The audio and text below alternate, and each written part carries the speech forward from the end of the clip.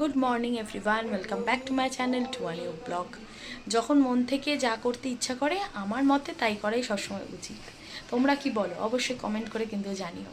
তো আজকে মন থেকে ইচ্ছা করলে একটু ভিডিও শ্যুট করি, অনেকদিন তোমাদের সাথে কথা হয় না। তোমরা সব কেমন আছো আগে বলো। আমরা সব ঠিকঠাক আছি মোটামুটি। মাঝখানে মেঘের শরীরটা খারাপ হয়েছিল, ওই জন্য আর ভিডিও করা হয়নি। তো ওই জন্য ভাবলাম আজকে একটু সব কিছু পরিস্থিতি একটু ঠিকঠাক আছে, তো ওই জন্য আজকে ভিডিওটা স্টার্ট করছি। তো চলো দেখতে থাকো, আশা করি আজকে ব্লগটা দেখতে তোমাদের ভালো লাগবে।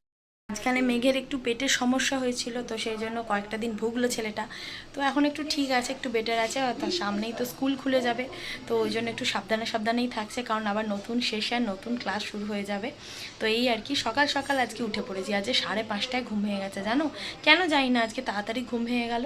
তো তাড়াতাড়ি আর শুয়ে না থেকে উঠে পড়েছি। আর গরমকালে বেশিক্ষণ শুয়ে থাকতেও ভালো লাগে না। তবে আজকে সকাল থেকে দেখছি রোদ্দুরটা সেরকম না, একটু মেঘলা মেঘলাই হয়ে আছে। তো এই আর কি, সকালবেলা উঠে তাড়াতাড়ি করে যেন সব কিছু যখন হয়েই গেছে, ওই জন্য চান টানও হয়ে গেছে, পুজোও হয়ে গেছে। তো আজকে একবার মায়ের কাছে যাব। মায়ের কাছে যাব কারণ মায়ের সাথে তো দেখা হয়েছে, ভাইয়ের সাথে অনেক দিন দেখা হয়নি। ভাই আর সোনাইয়ের সাথে, সোনাই মানে শর্মিলির সাথে। তো ওদের সাথে দেখা হয়নি, অনেক দিন গল্পও হয়নি। তো ওদেরকেও বলেছি আয় একটা একটু গল্প গুজব করা যাবে সন্ধেবেলায় আর কি, কারণ এরপরে মেঘে স্কুল খুলে গেলে এই আর যাওয়া সম্ভব হবে না। তো সকাল চান পুজো সব করে নিয়েছি।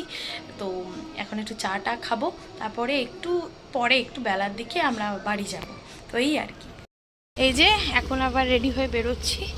তো চান টান পুজো সবই হয়ে গেছে, তো ওই জন্য ভাবলাম যে একটু বাজার ঘুরে আসি। হয়েও গেছে, কিন্তু কি বাড়া কাজ দেখো, এখানে রেখেছিলাম, পায়রায় পটি করে পুরো গাড়ি ভর্তি করে দিয়েছে। উফ কি অবস্থা পর্যন্ত পটি করে দিল। উফ,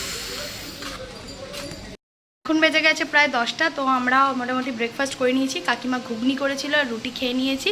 খেয়ে নিয়ে আমরা রেডি হয়ে বেরোচ্ছি। দেখো মেঘের আবার নতুন সানগ্লাস, ওর পুরোনো সানগ্লাসটা ভেঙে গেছিলো। আমরা টিকিট কেটে স্টেশনে এসে পড়েছি। তো বসে আছে অনেকক্ষণ ধরে, কিন্তু ট্রেনের দেখা নেই এখনও। তো অনেকজনই দেখলাম এপাশ এপাশ করছে। তো আমি টাইম শিডিউলটাও চেক করলাম, আছে একটু 10 মিনিট অপেক্ষা করতে হবে। তো 10 মিনিট অপেক্ষা করার পর অবশেষে ট্রেনের দেখা মিলেছে। আমরাও একটা ট্রেন পেয়ে গেছি, আমরা মোটামুটি উঠে পড়েছি। মোটামুটি ফাঁকাই আছে, খুব বেশি ভিড় নেই, সাধারণত লেডিসে অতটা ভিড় থাকে না। তো ট্রেনটা এবার ছেড়ে দেবে। এই ট্রেনে উঠে হঠাৎ করে আজকে অনেক পুরনো কথা মনে পড়ে যাচ্ছে, কেন জানি না। ছোটোবেলায় আমাদের কাছে গরমের ছুটি বা পুজোর ছুটি বলো বা যে কোনো ছুটি পাওয়া মানেই হচ্ছে আমাদের মেজো পিসি যে নৈহাটিতে থাকতো তার বাড়িতে চলে যাওয়া। এবং আজকে ট্রেনে উঠে সেই রকমই যেন ফিলিং হচ্ছে, একদম চান টান করে রেডি হয়ে উঠেছি, তো ওই জন্য মনে হয় আরও মনে পড়ছে। তো পিসির বাড়ি যাওয়ার জন্য তাই করতাম, আমরা সকাল সকাল উঠে সবাই চান টান করে রেডি হয়ে, আমি ভাই মেনলি আমি ভাই আর আমাদের হয় বাবা দিয়ে আসতো নাহলে কাকা দিয়ে আসতো, আমরা ট্রেনে করে যেতাম। আর আমাদের আরও আনন্দ কিসে হতো বলো তো, এই যে সমস্ত এই যে দেখতে পাচ্ছ যেরকম কত কিছু উঠছে খাবার দাবার, মেনলি এই যে ঝালমুড়ি, এইটার আমাদের বিশাল একটা অ্যাট্রাকশান ছিল। এর সাথে আবার আমার ছিল হচ্ছে সেই চকলেটগুলো হয় না, সেই লাল সবুজ কালো রঙের সেই লজেন্সগুলো পাওয়া যায়, সেই লজেন্সগুলো খাওয়ারও খুব নেশা ছিল। তো আজকে এখন শুধু দেখি, এখন আর ঝালমুড়ি সেরকম খাওয়া হয় না। তো যাই হোক, এইসব দেখতে দেখতে পুরনো কথা মন করতে করতে আমি অলরেডি নেমে পড়েছি। তো এত গরম লাগছে আর কি বলবো, এখন বাড়ির পথে যাচ্ছি। তো চলো, পুরনো সমস্ত কথা অনেক দিন পরে আজ মনে পড়ে গেল। এই যে বাড়ি এসে গেছি, এসে একটু ফ্রেশ হয়ে গেলাম। আজকে রোদুর নেই ঠিকই, কিন্তু বেশ গরম আছে। আর অনেকটা লেট হয়ে গেল, কখন ট্রেনে উঠেছি আর আস্তে আস্তে অনেকটা লেট। ভালোই আসছিল ট্রেনটা, মাঝখানে আবার দাঁড়িয়ে গেল, এই আর কি, ওই জন্য আরও এতটা দেরি হয়ে গেল। তো ওই যে ভাই আর সোনাই এসছে নিচে, ওদের সাথে একটু গল্প করে এলাম। এই এখন লাঞ্চ টাইম, তো একটু লাঞ্চ করবো। মা আজকে অনেক রকমের রান্না করেছে, দাঁড়াও পাখা চালিয়ে দিলাম, দাঁড়াও দেখাচ্ছি। পাঁপড় ভাজা, আলু পোস্ত, মুসুর ডাল, বেগুন ভাজা। ডিম কোনোটাই খাবো না বলেছি, বলছে মাছ ভাজা ডিম ভাজা কী খাবি, কোনোটাই খাবো না, রোজ রোজ আর ভাল লাগছে না, ওই জন্য আজকে ভেজ। এই এদিকে চাটনি। খাওয়া দাওয়া করে আর আমরা বসিনি, একটু রেডি হয়ে গেছি। এই একটু সামনাসামনি যাবো, দু একটা কাজ আছে সেগুলো সারবো, আর একটু ঘোরাঘুরি করে আবার বিকেলের মধ্যে চলে আসবো, কারণ ভাইরা আছে, এসে আবার একটু গল্প হবে। যা টুকটাক কাজ ছিল সেগুলো হয়ে গেছে, সেটা করতে করতে প্রায় সন্ধে হয়ে গেল। এখন বেজে গেছে প্রায় 6টা, এখন আমরা বাড়ি যাচ্ছি। বাড়ি এসে গেছি, এসে ফ্রেশ হয়ে গেছি।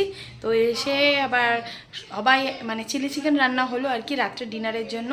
তো চিলি চিকেনের পকোড়া টকোড়াগুলো মা ভাজছিল, তারপরে আমি চিলি চিকেনটা বানিয়ে দিলাম। মায়ের বক্তব্য হচ্ছে আমার হাতে নাকি চিলি চিকেনটা ওদের খেতে বেশি ভালো লাগে। আসলে রোজ রোজ নিজের হাতে খেয়ে আর কি ভালো লাগে না, ওই জন্য অন্যের হাতে খেলে ভালো লাগে।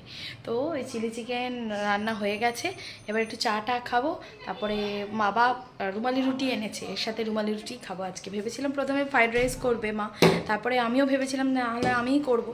তারপরে আর গরমটা লাগছে না, আর ভালো লাগছে না, অ্যাকচুয়ালি এক্সস্টেড লাগছে। তো ওই জন্য চিলি চিকেন আর আজকে রুমালি রুটি। তারপরে চাটা খেয়ে নিই। ভাইরাও নিচে এসে একটু চাটা খাচ্ছে, ওরাও একটু বেরিয়েছিল, তো ওপরে আসবে, এবারে এসে একটু গল্প গুজব হবে। দেখো চিলি চিকেনটা, ভাইরা সোনাই সবাই এসেছিলো, বেশ গল্পগুজব হলো। তো এবার আমরা ডিনার করবো, বেজে গেছে প্রায় 9টা। তো যাই হোক, ব্লগটাকে আজকে এখানে এন্ড করছি। আজকে আসলে এখানে বেসিক্যালি খুব গল্পই হয়েছে, কতটা কি শেয়ার করতে পেরেছি তোমাদের সাথে মানে আমার নিজেরই মনে নেই, কারণ এত গল্প করতে ব্যস্ত ছিলাম। বিভিন্ন ছোটোবেলার গল্প, বিভিন্ন মানে সব গল্প করতে করতেই সারা সন্ধ্যেটাই কেটে গেল বলতে পারো। আর তোমাদেরকে দেখানোই হয়নি, ওদের সাথে গল্প করছি যে। তো ভালো লেগে থাকে আজকে ব্লগে কিছু, অবশ্যই লাইক কমেন্ট শেয়ার সাবস্ক্রাইব করে দিও। তো দেখা হচ্ছে নেক্সট দিন আর একটা এক্সাইটিং ব্লগের সঙ্গে। তো till then tata, bye bye, good night.